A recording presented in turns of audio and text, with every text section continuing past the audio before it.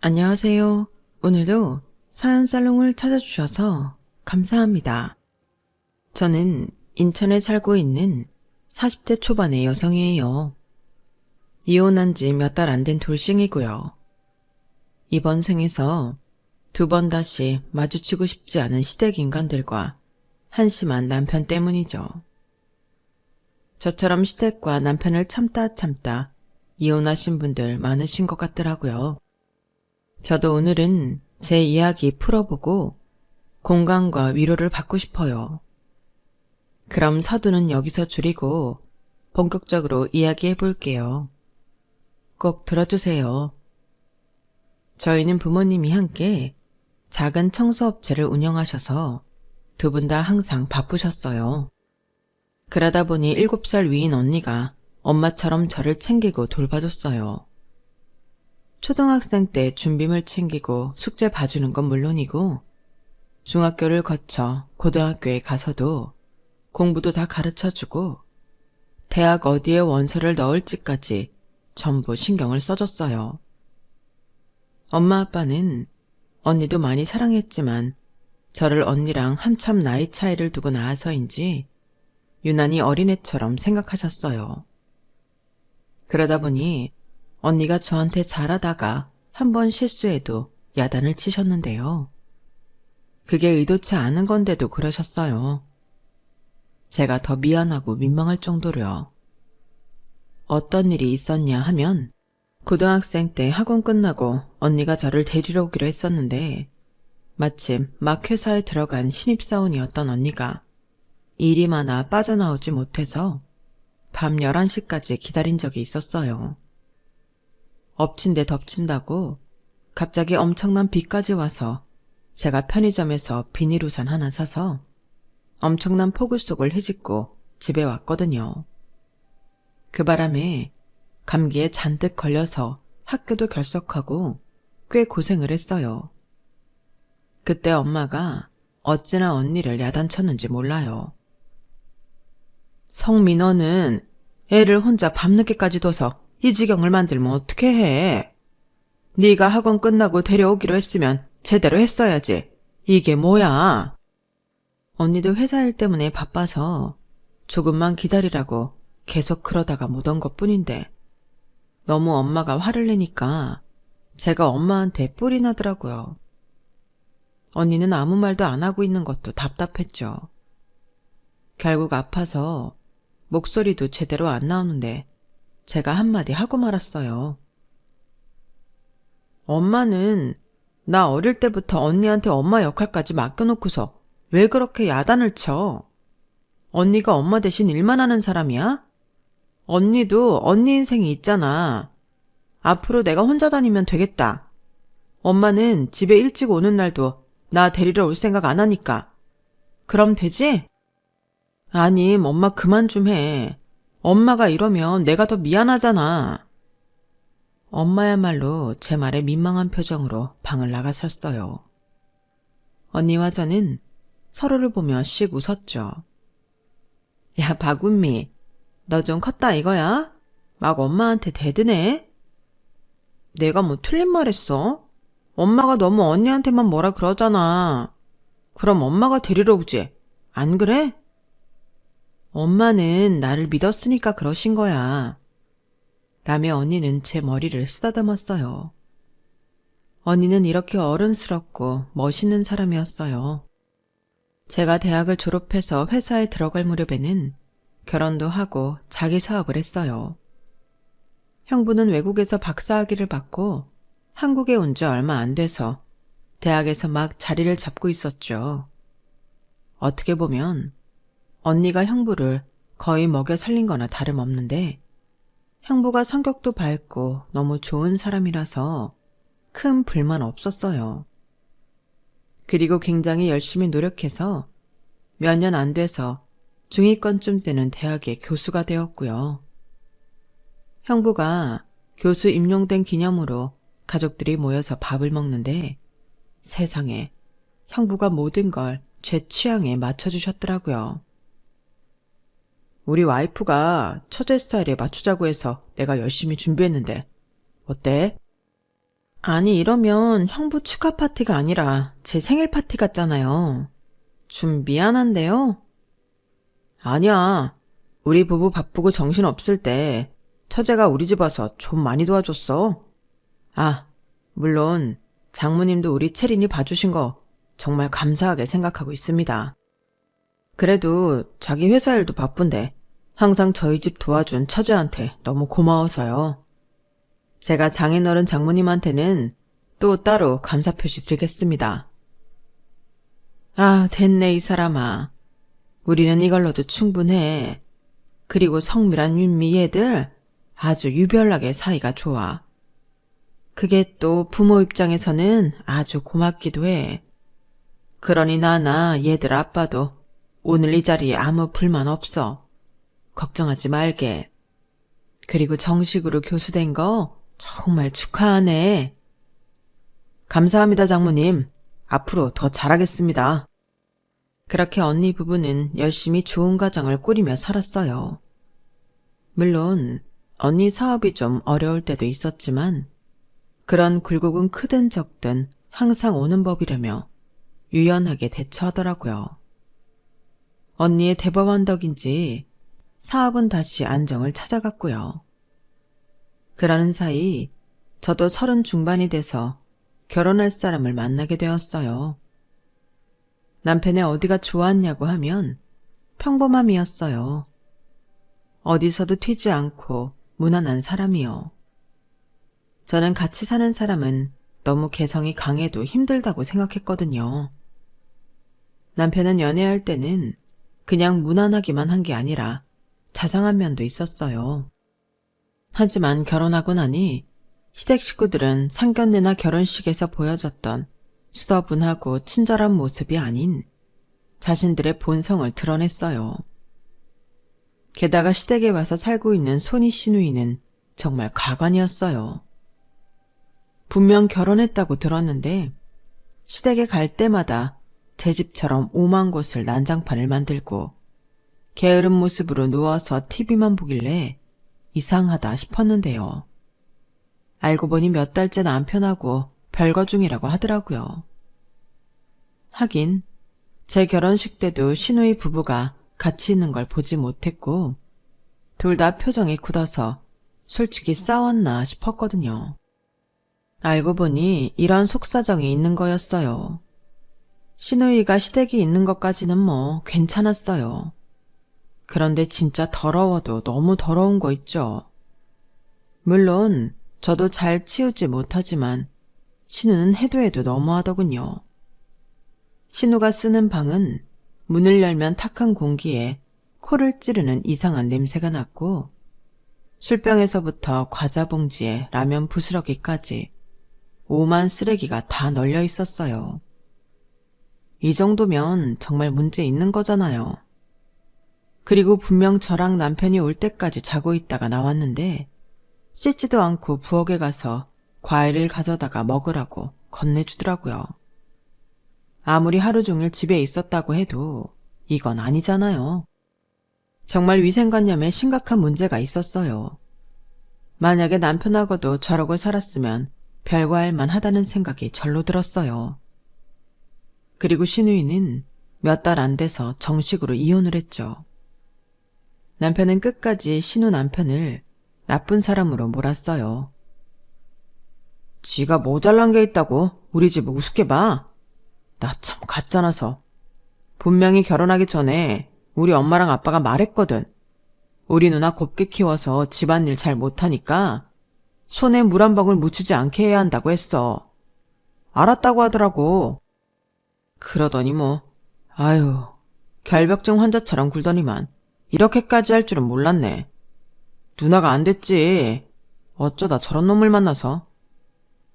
아무리 자기 친누나라고 하지만 저렇게 생활이 엉망인 걸 감싸는 게 좀 이상하더라고요. 고개가 갸웃결어지면서도 이해하려고 했던 건 저와 언니도 남들이 보면 특이해 보이는 데가 있을 만큼 친했으니까요. 시누이가 너무 공주 같은 건지 아니면 지 앞가림도 제대로 못하는 철부지인 건지 헷갈렸지만 남편은 그런 사람이 아니었기 때문에 5년이라도 살았던 것 같아요. 저희 부부는 결혼 2년째에 예쁜 딸을 낳았어요. 양쪽 집안에서 다 축하해줬는데 특히나 언니가 많이 좋아해주고 진짜 눈물까지 글썽이며 저를 안아줬네요. 우리 애기 윤미가 언제 커서 엄마가 됐지? 왜 내가 이렇게 감격스럽냐? 언니가 엄마 노릇까지 다 해서 그렇지 뭐. 언니 덕분에 내가 엄마도 된 것 같아. 아유, 이런 순간까지 이 엄마는 뒷전이구나. 그래, 니들이 그렇게 잘만 지내면 내가 바랄 게 뭐가 있겠니. 아무튼 김서방도 축하하네. 엄마는? 윤미가 그냥 하는 말이지. 엄마 자리를 어떻게 대신해. 그리고 제부, 나도 축하해. 이제 아빠가 됐네. 힘든 일 있으면 우리 그이가 언제든 연락하라고 했으니까 같이 잘 지내봐. 그이가 지금 미국 출장 중이라 여기 못 와서 너무너무 아쉬워해. 아무튼 나중에 보자. 남편은 언니한테 엄청 예의 바르게 고개를 숙이며 감사하다고 몇 번이나 인사했어요. 나중에 형부랑 만나서도 이야기도 잘 듣고요. 그렇게 문제없이 지낸다고 생각했네요. 시댁을 가면 시누이도 그렇고 시부모님도 가부장적이라 며느리한테 마음을 안 내주는 게 불편하기는 했지만 남편은 저나 아이한테 잘해서 우리 세 식구 화목하자는 마음으로 지냈어요. 그렇게 2년 반 정도 지났을 때 친정집 사정이 좀 어려워졌어요. 정확히 말하면 언니 사업이 힘들어진 거였어요. 갑자기 이런저런 규제도 생기고 해외 판로에 문제가 생기면서 회사 내에 많은 일이 겹쳤다고 하더라고요. 언니가 직접 얘기한 건 아니고 형부가 슬쩍 전해줘서 알게 된 거였어요. 너무 걱정이 됐지만 괜히 아는 척하기 뭐해서 속만 태우고 있었는데 하루는 언니가 저한테 연락을 했더라고요. 저녁에 만나자고요. 그렇게 언니와 저녁을 먹었는데 언니가 아주 어렵게 입을 떼는 거였어요. 윤미야, 내가 진짜 너한테 이런 말을 하게 될 줄 몰랐는데 그게... 뭔데 그래 언니? 뭐든 얘기해봐. 괜찮으니까. 언니는 내가 언니 사정을 알고 있다는 걸 눈치챈 것 같더라고요. 거의 포기한 표정으로 한숨을 내쉬더니 이렇게 말했어요. 정말 미안한데 급하게 막을 돈이 필요하거든. 그것만 해결되면 일단 다음 스텝으로 갈 것 같아. 그래서 말인데 2억 정도 혹시 마련해 줄 수 있어? 그렇게 말을 하는 언니도 금방이라도 울음을 터뜨릴 것만 같았어요. 어릴 때부터 너무나 어른스러웠고 엄마 대신 집안일에 저까지 돌보면서 늘 반에서 3등 밖으로 떨어져 본 적이 없던 언니였는데 말이죠. 내가 좀 무리하게 진행했던 프로젝트가 있는데 그게 성과가 안 나오고 자꾸 지연이 돼서 그것만 결과가 나오면 다 괜찮아질 거야. 아직도 미국에서 결과를 안 보내고 있어. 언니, 내가 해볼 수 있는 데까지 해볼게. 그 돈 어떻게든 마련할 수 있을 거야. 너무 걱정하지 마. 그러다가 언니 몸 상할까 봐 걱정돼. 돈보다 사람이 먼저잖아. 언니, 일단 마음 편히 가져. 말처럼 되지는 않겠지만 그냥 멀리 보자는 생각 해보자고. 그리고 지금 한 번에 한 가지씩만 해결하고 그러다 보면 답이 나올 거야. 우리 윤미가 이제 언니보다 훨씬 낫네. 정말 너무 큰 힘이 된다. 언니는 그렇게 눈물을 닦아내며 돌아갔어요. 저는 집에 가서 그동안 적금 들었던 거에 예비자금 모아뒀던 걸 대충 계산해봤어요. 5천만 원 정도가 되더라고요. 저는 나머지 1억 5천을 대출받기 위해 남편하고 상의를 했어요. 그런데 남편은 언니 일 때문이라는 말을 듣자마자 표정이 싸늘해지더라고요. 너도 참 너다. 처형 뭘 믿고 그런 큰돈을 해주자는 거야. 말이 돼? 아니, 대학 교수인 형님이 돈을 안 해줬겠어? 그런데도 안 돼서 여기까지 손 벌린다는 건 문제가 심각한 거야. 이거는 사업가로서 자질의 문제 아니냐? 그냥 사업 접으시라고 그래. 무슨 말을 그렇게 해. 언니 여태껏 다 잘해왔다고. 지금 이 고비 넘기면 다시 잘 될 거야. 언니 능력 있는 사람이야. 기업협회에서 상도 받았던 사람이잖아.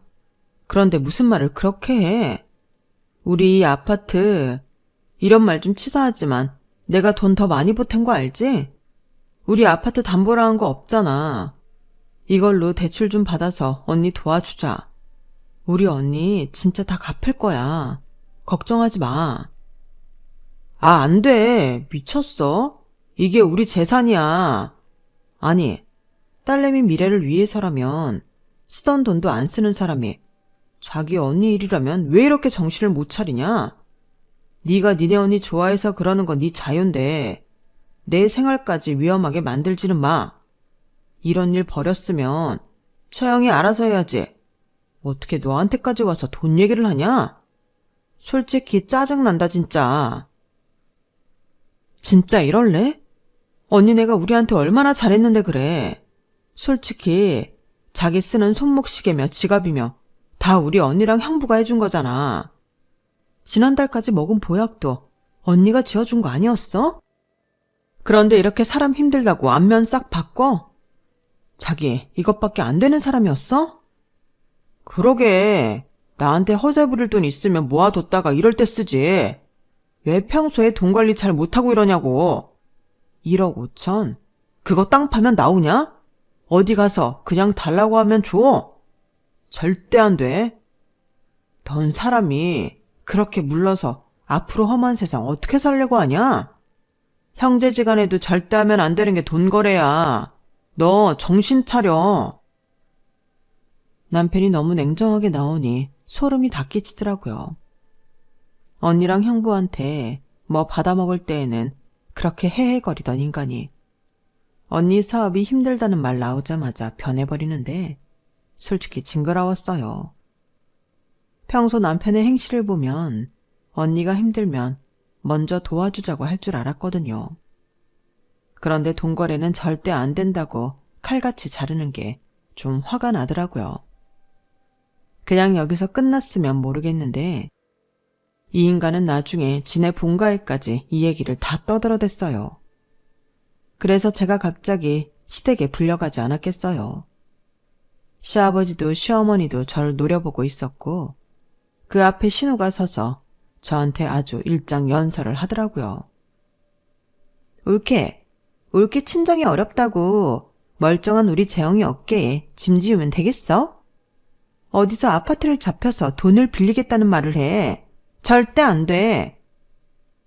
거기에 시어머니가 또 옆에서 끼어들었어요. 우리 재현이 말이 100번 1000번 맞다. 너는 이제 우리 재영이랑 채린이랑 가족 아니냐? 니네 언니나 친정은 이제 한치 건너라는 말이야. 그리고 한치 건너건 가족이 됐건 가까운 사이일수록 돈 문제 일으키는 거 아니야? 너 만약에 고집부려서 대출 받으면 우리도 가만 안 있을 거다. 시아버지는 끝까지 저를 못마땅하게 노려보더니 혀를 쯧쯧 차고는 방으로 들어가 버렸어요. 정말 시가가 똘똘 뭉쳐서 저를 공격하는데 몸이 다 벌벌 떨릴 정도로 화가 나더라고요. 하지만 그 자리에서 화내고 난리치면 저만 손해 아니겠어요? 제가 이런 말씀까지는 안 드리려고 했는데요. 어머니 말씀대로라면 어머니도 형님도 저희하고 한치 건너시니까 더는 참견 안 하셨으면 좋겠어요. 저는 그 사람이 동의하지 않으면 아파트 담보대출은 받지 않을 거니까 염려 마시고요. 제가 좀 앙칼지게 말하고 돌아서 나오자 뒤에서 시어머니랑 시누이가 저를 욕하는 소리가 들리더라고요. 어찌나 정이 확 떨어지던지요. 원래도 좀 이기적인 사람들이라고 생각은 했지만 이럴 줄은 몰랐어요. 사실 남편에 대한 배신감이 제일 컸어요. 남편은 시댁 식구들하고 좀 다른 줄 알고 있었거든요. 그런데 그때 보니 똑같더라고요. 하기는 그 집안에서 자랐는데 다르면 얼마나 다르겠어요. 그걸 몰랐던 제가 바보였죠. 아무튼 저는 직장인 대출을 받고 카드 장기 대출까지 해서 겨우 1억 2천만 원을 만들어 언니한테 보냈어요.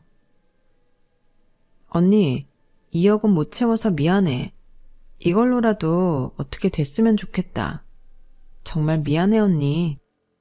아니야, 윤미야. 이것만으로도 너무 고마워. 안 그래도 좀 전에 형부가 돈 보낸 게 있어서 어떻게든 될 것 같아. 내가 꼭 이자까지 갚도록 할게. 에휴, 됐어. 일단 다른 생각하지 말고 지금 할 일부터 해. 세린이 커가는데 돈 들 때도 많은데 언니가 정말 미안해. 아니야. 언니는 내가 힘들다고 하면 가만히 있겠어? 아니잖아.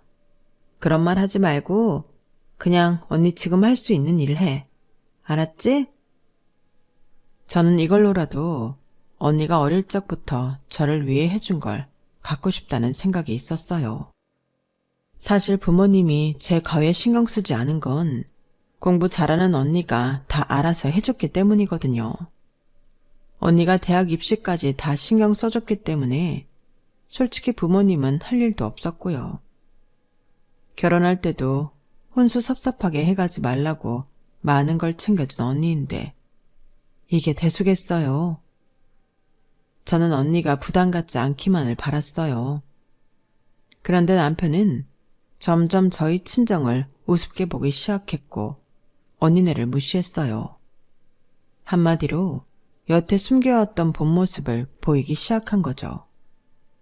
이제 별 볼 일 없는 척을하며 걸핏하면 저를 째려봤고요. 이제는 아예 집에 안 들어오는 날도 있었어요. 사실 남편이 신우이하고 한번 화투패 붙들고 있기 시작하면 날이 새는 줄 몰랐거든요. 그게 더 심해졌다고 할까요? 신우랑 저 욕하는데 죽이 착착 맞더니 허구한 날 화투장 붙들고 늘어지게 일쑤더라고요. 언젠가는 아이가 아픈데 신우랑 새벽 1시에 술 먹고 집에 와서 화투판을 벌리더라고요. 그것도 모르는 사람 둘이나 더 데리고 와서요.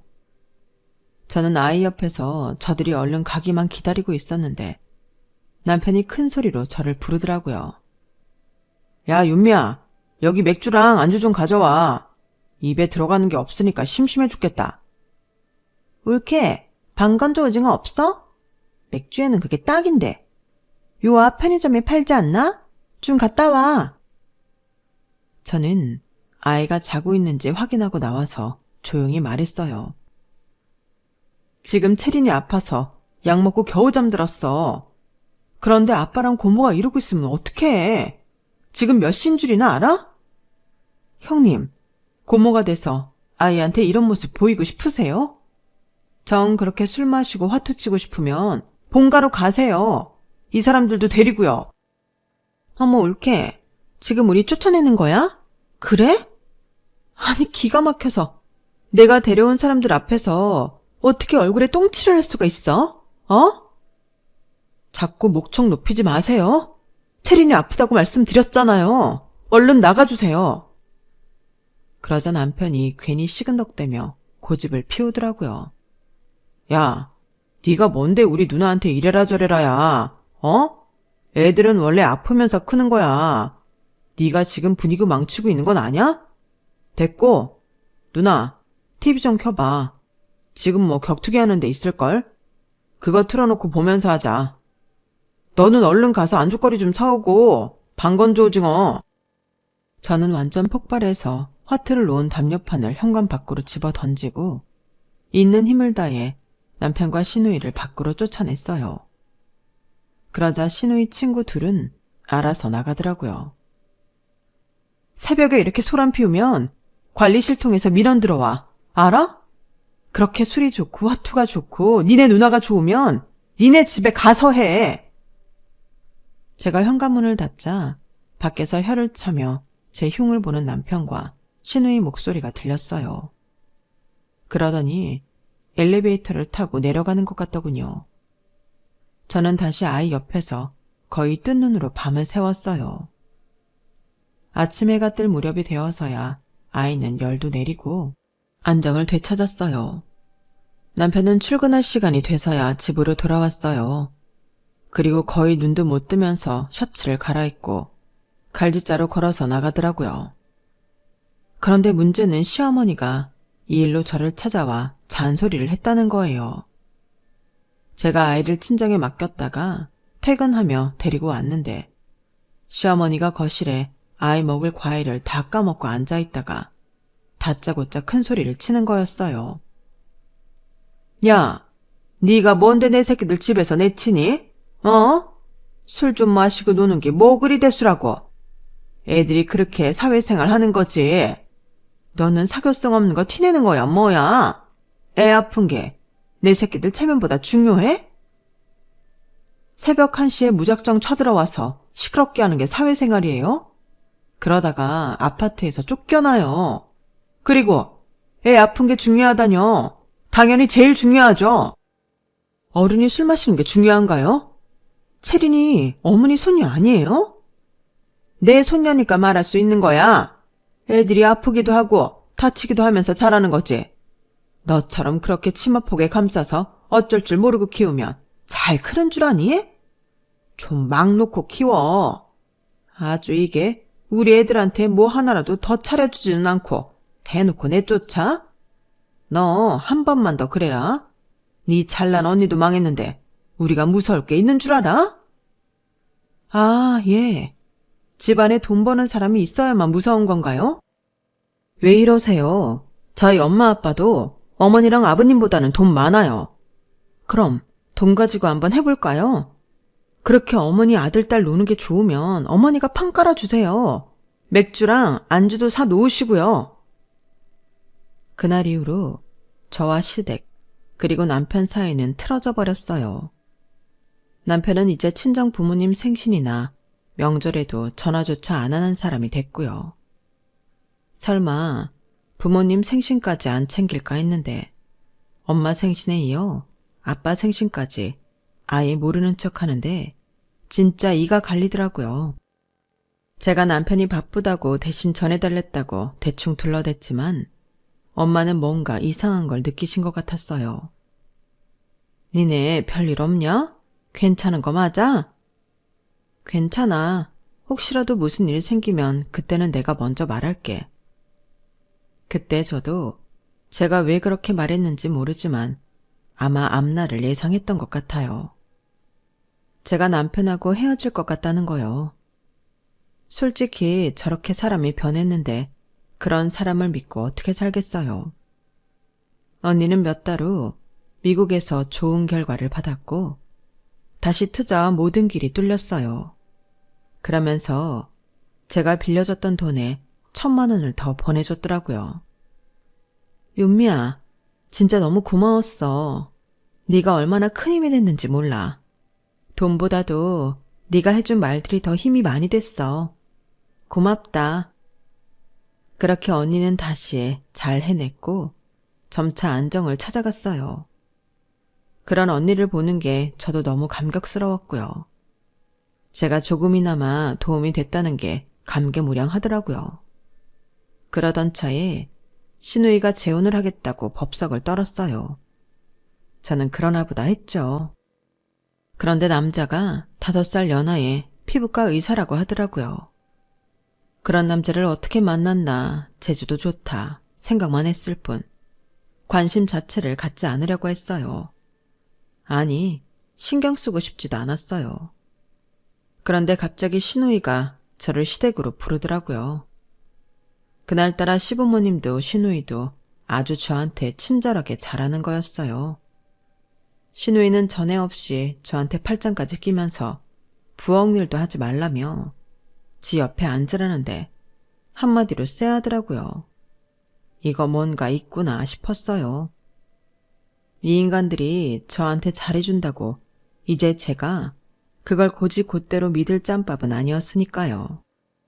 울케, 나 결혼하는 거 알지? 그것도 피부과 의사랑. 우리 자기가 좀 어려서 그런지는 몰라도 이것저것 꾸미는 걸 되게 좋아한다? 서로 재혼이기는 해도 나는 좀 더 오래 살았고 걔는 딱 2달 살고 찢어졌거든. 그러니까 내가 좀 더 잘해야 된다는 게 그 집 입장이야. 그래서 말인데 우리 자기가 차도 바꾸고 싶대고 골프채도 새 거 갖고 싶대고 하고 싶은 게 참 많아. 집은 자기네 사는데 들어가면 되지만 가구니 식기니 해달라는 거는 내가 해야 되지 않겠어? 그러세요 그럼. 그러시면 되겠네요. 아, 그러니까 거기에 올케가 좀 보태줬으면 해. 우리 신혼여행 가서 쓸 거 선물하는 셈 치고 합쳐서 2억만 줘. 어? 2억이면 우리 언니가 그토록 저한테 절실하게 매달렸던 그 액수였어요. 회사를 어떻게든 유지해보겠다고 간절히 바랐던 그 돈이요. 그런데 그걸 그저 놀고 먹고 집안 치장하는 데 쓰겠다고 달라고 하네요. 기도 안 차서 쳐다만 보는데 시어머니가 나서더라고요. 얘, 너한테 시누이가 있고 또 있니?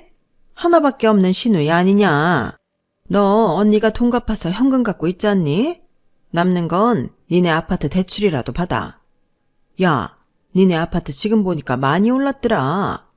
처음 들어갈 때는 3억 5천 하던 게 벌써 6억이야. 니네 다른 대출 받은 것도 없으니까 1억 정도는 그냥 나오지 않겠어? 그래, 올케. 거기다 올케가 가진 현금하고 딱 해서 2억 주면 되겠다. 저한테 맡겨놨어요? 전 못해요. 언니야 몇 년 안에 갚는다는 신용이 있었지만 지금 저한테 돌려주겠다는 것도 아니잖아요. 그런 돈을 제가 왜 줘요? 그러자 이번에는 시아버지까지 끼어들었어요. 너 대체 어떻게 되먹은 애냐? 어? 어디서 시댁 식구들 하는 말에 따박따박 말대답이야. 아우, 이 사람이 왜 이래? 가만히 있어봐, 여보. 그런다고 제 주머니에서 돈이 나오겠어? 살살 달래야지. 얘, 체리냄이야. 너 우리랑 가족이다. 가족은 어려울 때 돕는 거야. 너 그 돈 없어도 살잖니? 그럼 우리 채은이 그냥 줘도 되는 거잖아. 저한테 했던 말 다들 기억 못하나 본데요. 가족끼리는 돈 거래하는 거 아니랬잖아요. 그리고 이런 말도 했죠. 결혼했으면 나랑 그 사람이랑 아이만 가족이고 다 한치 건너라고요. 한치 건너인 신우가 하나면 어떻고 둘이면 뭐가 달라져요? 저는 그 돈 못 해주겠어요. 울케, 째째하게 굴지 마. 어차피 아파트 팔면 2억 5천은 거저 굴러들어오는 거잖아. 긴 말할 거 없이 이번 주 안으로 2억 나한테 보내. 형님 돈이에요? 제 돈이에요. 제가 왜 2억을 보내요?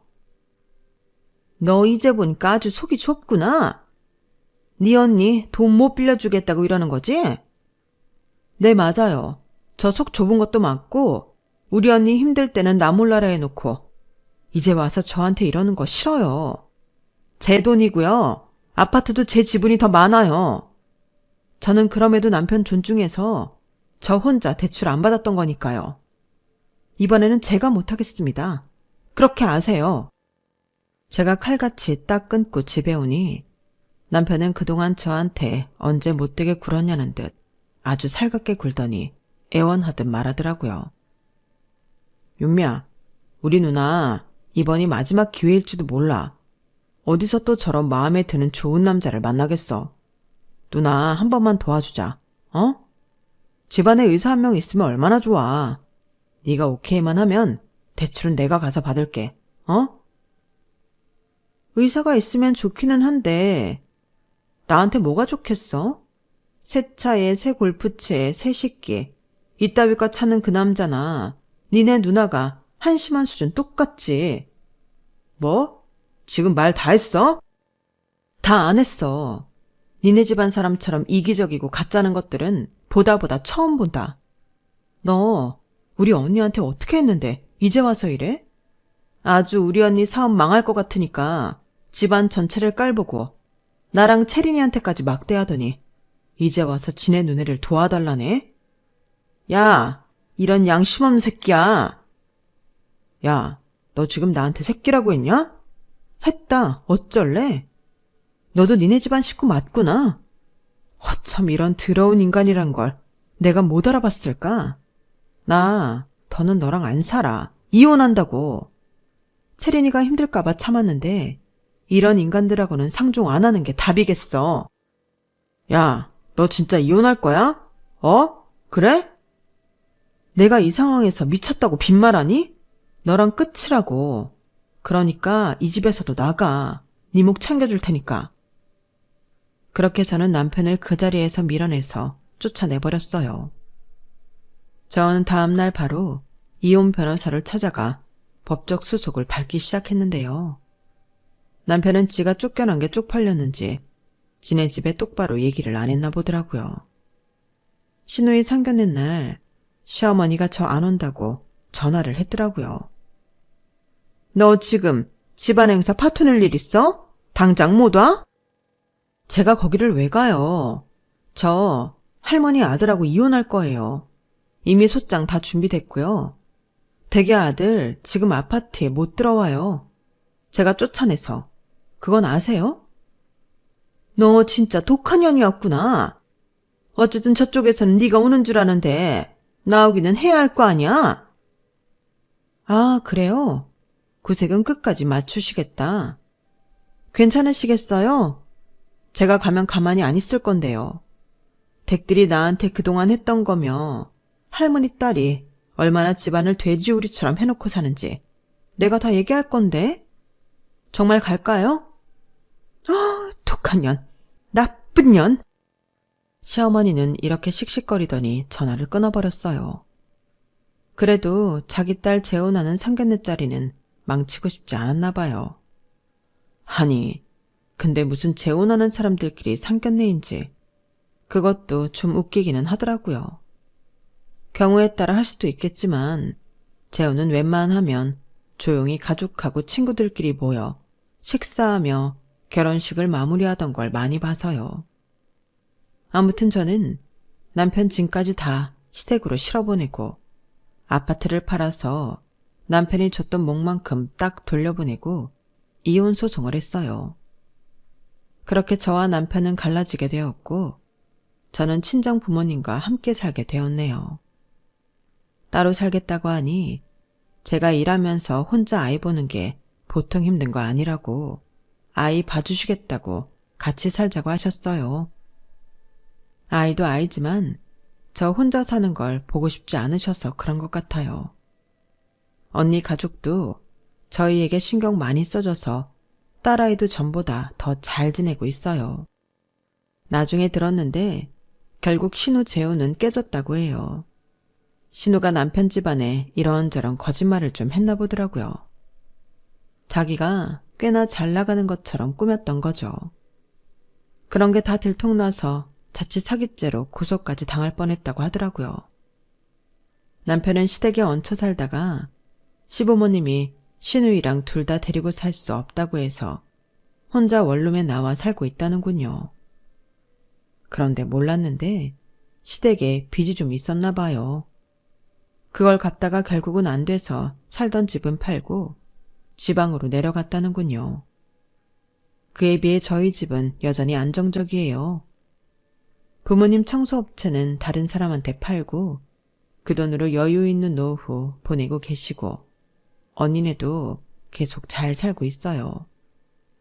저 역시 회사에 잘 다니고 있는데 이제 슬슬 다른 걸 해볼까 생각 중이에요. 저도 저만의 일을 해보고 싶었거든요.